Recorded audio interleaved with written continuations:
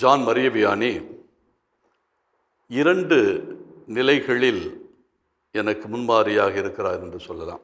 John Maria Vianney தன்னை பங்கு மக்களுக்காக கரைத்து கொண்டவர். எனக்கு இது ஒரு முக்கியமான அனுபவம். இவர் வழியாக நான் கற்றுக்கொண்டது. நேரத்தை பங்கு மக்களுக்காக, பங்கில் இருக்கிறவர்களுக்காக செலவழிப்பது, அவர்களை முழுவதுமாக பங்கிலே ஈடுபடுத்துவது. குறிப்பாக நான் பணியாற்றிய பங்குகள், நான் கிராமங்களுக்கு செல்லுகின்ற போதெல்லாம் குறைந்தது ஒரு 5-6 பேரை அழைத்து கொண்டு போவேன். இது இளைஞர்களாக இருக்கலாம் அல்லது அருட்சகோதரிகளாக இருக்கலாம்.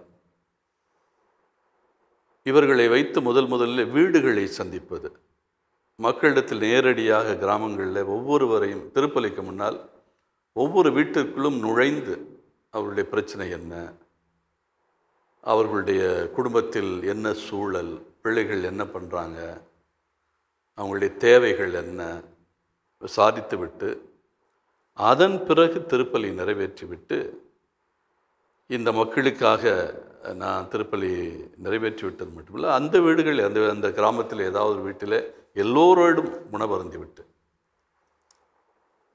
எல்லோரோடும் வீட்டில் அமர்ந்து, நான் எத்தனை பேரோடு போனேனோ அது 10 பேராக இருக்கலாம், 12 பேராக இருக்கலாம், 12 பேரோடும் சேர்ந்து உணவருந்திவிட்டு அங்கிருந்து ஏறக்குறைய வருகின்ற போதே 11 மணி 10:30 மணி என்றாகிவிடும். முழுக்க எந்த இடத்துக்கு போகிறோமோ அந்த மக்களை முழுவதுமாக அவர்களோடு தொடர்பு கொள்வது மட்டுமல்ல, அவர்களோடு உறவு கொள்வது மட்டுமல்ல, அவர்களுடைய குடும்பத்திலே ஒரு உறுப்பினராக மாறுவது.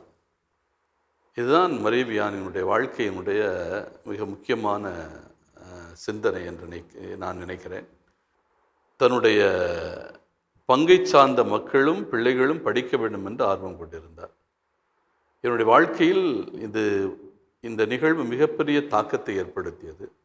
எனவே எந்த பங்குக்கு சென்றாலும் அந்த கிராமத்தில் இருக்கிற அல்லது பங்கில் இருக்கிற பிள்ளைகள் யாரும் படிக்காமல் இருக்கக்கூடாது, பள்ளிக்கூடத்துக்கு போக வேண்டும் என்கிற ஒரு திட்டத்தோடு போவேன்.